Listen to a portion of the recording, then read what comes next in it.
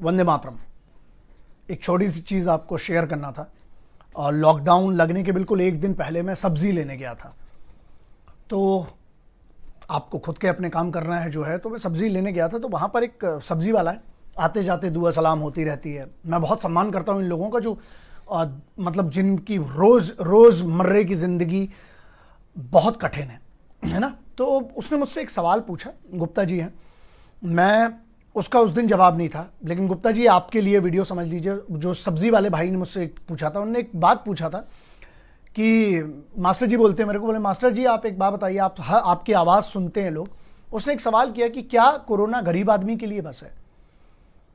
क्या साहब सिर्फ हम लोगों को उठा के फेंक दिया जाएगा क्या? मेरे पास उस दिन उसका जवाब नहीं था। मैंने बहुत सोचा, बहुत भारी मन से ये वीडियो कर रहा हूँ। जनरली मैं इस माहौल में चाहता नहीं थी कि और चीज़ें विरोधी और ये और वो, क्योंकि देश के हालात हम सबको पता है, लेकिन मुझे ये बोलना पड़ेगा। फिर मैंने और सोचा और जब रिसर्च की तो ये बात सच समझ में आई, क्योंकि उस दिन कोई जवाब नहीं था लेकिन आज ये जवाब है। ज़रा इस पर सोचिएगा कि आम आदमी पर चालान लग रहा है, तो ये रैलियों पर और ये जो भीड़ इकट्ठी होती है, चाहे किसी भी धर्म के नाम पर हो, चाहे किसी भी पार्टी के नाम पे हो, चाहे किसी भी रैली के नाम पे हो, इन भीड़ों पर चालान क्यों नहीं कट रहा है? जब जिम्मेदार लोग गलतियां करते हैं और जब अमीर आदमी गलती करता है और जब ताकतवर आदमी गलती करता है, तो फिर किससे मालूम है? सिर्फ एक आशा लगाई जाती है और वो लगाई जाती है संविधान से, कानून से। तो कानून का डंडा फिर क्यों नहीं चलता है?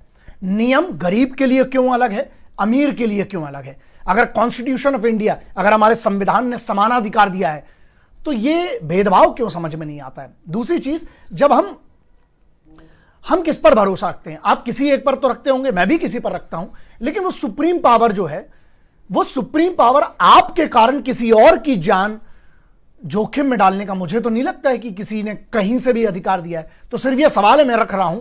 और मुझे ये लगता है कि चाहे वो रैलियां हो, चाहे किसी भी पार्टी की रैली हो, मैं इस बात का विरोध करता हूं कि नहीं, आप किसी आम आदमी की जान जोखिम में नहीं डाल सकते। तो चाहे ये बात आप रैलियों की कर लें, चाहे अब ये बात लॉकडाउन बिल्कुल बनी बात है, या तो साहब सबके लिए बराबर हो या फिर सबके लिए खुला हो।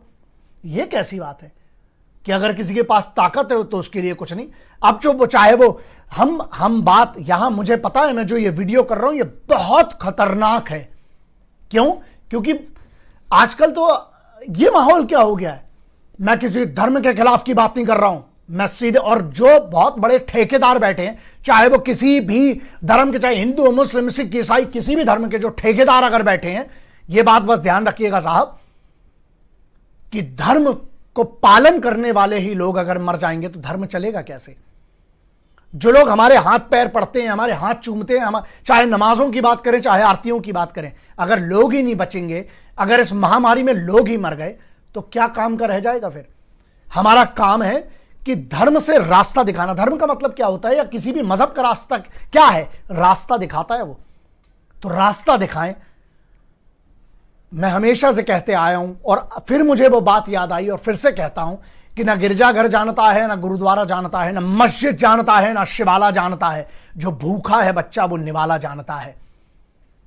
लॉकडाउन की जरूरत है, मैं भी बैठा हूं, ऐसा नहीं है साहब, सब बैठे हुए हैं जो भी इस देश के संविधान का सम्मान करते हैं, कानून का सम्मान करते हैं और जो चाहते हैं इस देश की बेहतरी हो, वो नियमों का पालन कर रहे हैं, वो लॉकडाउन में बंद है, बैठे हुए हैं। लेकिन क्या आप उनका अपमान नहीं करते हैं? जो वहां पर, मैंने एक फोटो देखी, गर्भवती डॉक्टर, एक गर्भवती महिला पुलिस की एक महिला, वो या वो लोग जो पुलिस के लोग हैं, उस 7 महीने गर्भ से है वो महिला और वो अपनी ड्यूटी कर रही हैं। क्या ये अपमान नहीं है उन लोगों का जो दिन रात आम लोगों की सेवा में लगे हुए हैं? हम सबको पता है हालात क्या है देश के, लेकिन उसके बाद भी, और हां, मैं ये बिल्कुल क्लियर कट और हक से और दम से कह रहा हूं कि जो भी व्यक्ति, अगर जो कानून बने हैं, चाहे वो सोशल डिस्टेंसिंग का पालन का हो, चाहे मास्क का पालन का हो, जो भी नहीं करता, मेरी नजरों में वो व्यक्ति गद्दार कहलाएगा। मुझे पता है मैं किन लोगों की बात कर रहा हूं और आपको भी पता है, लेकिन बात यही है ना कि यहां कोई सवाल ही नहीं उठा सकता है। मैं उठा रहा हूं साहब। अब मुझे मालूम है इसके पीछे विरोध भी हो सकता है, इसके पीछे बहुत सारी मुझे भी धमकियां दी जाती हैं। ऐसा है दोस्त, वतन से बड़ा ना मेरे लिए कुछ था, ना है और ना कभी रहेगा। मैंने आज आपके लिए, उस आम आदमी, वो जो सब्जी वाला था ना, उसका उस दिन जवाब नहीं था, लेकिन मैं आज जवाब दे रहा हूं। मैं कम से कम उसकी आवाज रख रहा हूं। मुझे लगता है जिन लोगों तक ये पहुंचना चाहिए वो बहुत जरूरी है। अभी भी वक्त है, सुधर जाओ, वरना अगर इस देश में लोग ही नहीं बचेंगे, महामारी में ऐसे लोग मर रहे हैं यार, मासूम आदमी। दो ही चीजें मेरी मांग थी, आज है और आगे भी रखूंगा। नियम बने तो अमीर गरीब नेता अभिनेता सबके लिए बराबर बने, वरना सबके लिए फिर खुला छूट होना चाहिए। अगर हम कहते हैं कि संविधान सबके लिए बराबर है, कानून सबके लिए बराबर है, तो यह साबित करना पड़ेगा। और जिम्मेदार लोगों की यह जिम्मेदारी है, पावर में जो लोग हैं उनकी भी जिम्मेदारी है, जो विपक्ष में है उनकी भी जिम्मेदारी है, सबकी एक ही जिम्मेदारी है कि हम इस महामारी से मिलकर लड़ें। आज कम से कम छोड़ दीजिए देश को।